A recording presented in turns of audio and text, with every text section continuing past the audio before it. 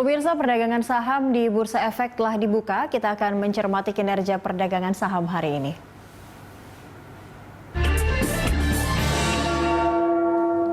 Ya, dan untuk mengetahui pergerakan saham hari ini kita segera bergabung dengan analis MNC Sekuritas Muhammad Rudi. Selamat pagi Mas Rudi. Selamat pagi Mbak Cakri. Iya Mas Rudi, ini kita langsung saja membahas seperti apa pergerakan indeks kita. Hari ini mungkin kabar yang menggembirakan bagi para pelaku perbankan dan juga pasar modal karena mereka serentak divaksinasi. Tapi nampaknya IHSG ini dibuka langsung di zona merah dan ini terkoreksi cukup dalam sehingga di bawah 6.000 saat ini di 5.997. Nah, analisis Anda, sentimen apa yang paling besar yang mempengaruhi terkoreksinya IHSG hingga akhirnya merosot di bawah 6.000? Ya, cukup banyak ya faktornya. Kalau kita berbicara saat ini, investor masih mencermati kenaikan yield treasury di US, di mana memang kalau kita lihat sempat mengalami mendekati level 1,77% atau bisa dikatakan tertinggi dalam 14 bulan terakhir. Karena memang kalau kita lihat rilis dari Consumer Confidence Index di US itu meningkat kurang lebih 19,3 poin atau berada di level 109,7. Di mana level tersebut di atas estimasi 96,9. Nah, di mana Consumer Confidence Index tersebut juga lebih tinggi dibandingkan di bulan Maret di 2020. Di mana memang selain itu juga kemungkinan ada penambahan pekerja baru di US kurang lebih 500.000, di mana hal tersebut lebih tinggi dibandingkan dengan Februari di level 170.000 Mbak Cakri. Oke. Bagaimana dengan margin call yang terjadi di Bursa Amerika Serikat? Apakah ini juga mempengaruhi pergerakan IHSG kita dan memang sejauh apa sih mempengaruhi dan juga bisa menekan indeks untuk sepanjang hari ini saja misalnya? Ya, kalau untuk dari margin call yang ada di US sendiri, saya rasa itu bersifat jangka pendek ya, karena beberapa kita juga masih menunggu untuk dari rilis data ekonomi di China dan juga untuk dari PMI China. Apakah memang membaik dibandingkan bulan-bulan sebelumnya atau dari kuartal sebelumnya, di mana memang ini menjadi salah satu kunci ya untuk melihat dari mana perkembangan ekonomi yang ada di Asia dan juga turunan seperti Asia Tenggara. Itu yang memang masih dicermati oleh para investor pada saat ini, Mbak Cakri. Oke, dan kalau dari Bursa Asia sendiri, ini cukup mempengaruhi tidak? Kalau tadi Mas Rudi katakan, lihat juga begitu seperti apa kondisi dari perekonomian di China, dan kita lihat juga ini nampaknya ada tensi yang kembali meningkat begitu terhadap China juga dan Amerika. Ini cukup mempengaruhi juga tidak terhadap IHSG kita, Mas Rudi?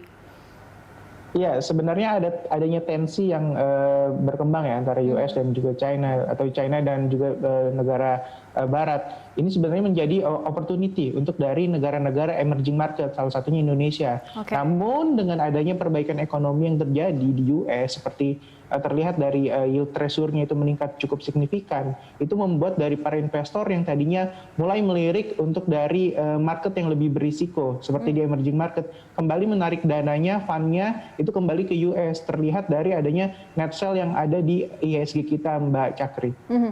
Oke, Mas Rudi, kita kembali melihat ke bursa begitu, ini kembali mengalami kenaikan, sudah kembali menyentuh ke angka 6.000, tipis saja meskipun 6.008. Kira-kira untuk analisis Anda, support resisten di rentang seperti apa IHSG akan bertahan untuk hari ini? Apakah tetap bisa di level 6.000 sampai penutupan hari ini atau seperti apa nanti kondisi dari IHSG kita?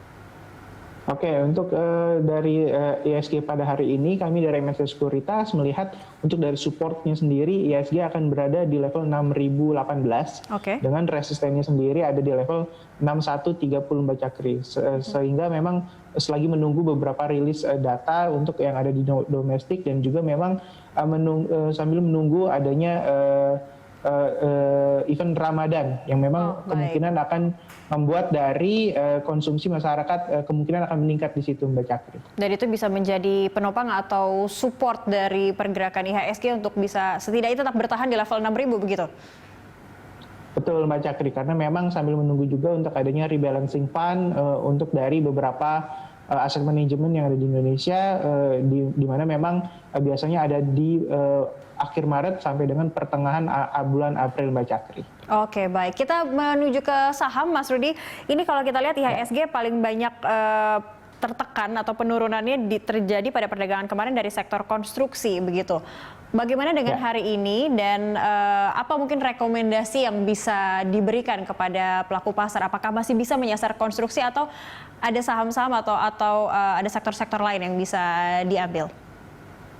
Oke, untuk dari sektor konstruksi sebenarnya memang lebih kepada rilis dari laporan keuangan oleh Waskita Karya, di mana memang mengalami rugi bersih kurang lebih 7 triliun yang disebabkan memang adanya cost of fund yang cukup besar di sana. Namun sebenarnya investor tidak perlu khawatir selama memang melihat konstruksi secara jangka panjang, karena memang adanya sovereign wealth fund itu akan memberikan divestasi terhadap perusahaan-perusahaan konstruksi, di mana memang kecenderungannya akan memperbaiki dari neraca sehingga memang cost of fund akan menurun dan bisa berpotensi memberikan laba bersih terhadap perusahaan-perusahaan konstruksi yang lebih baik di 2021 sampai dengan tahun-tahun yang akan mendatang, Mbak Cakri. Sehingga memang saya melihat masih cukup positif untuk sektor konstruksi, meskipun memang mengalami penurunan harga yang cukup signifikan pada kemarin dan juga kemungkinan hari ini, Mbak Cakri. Rekomendasinya mungkin kalau untuk konstruksi ada siapa saja nih, Mas Rudy?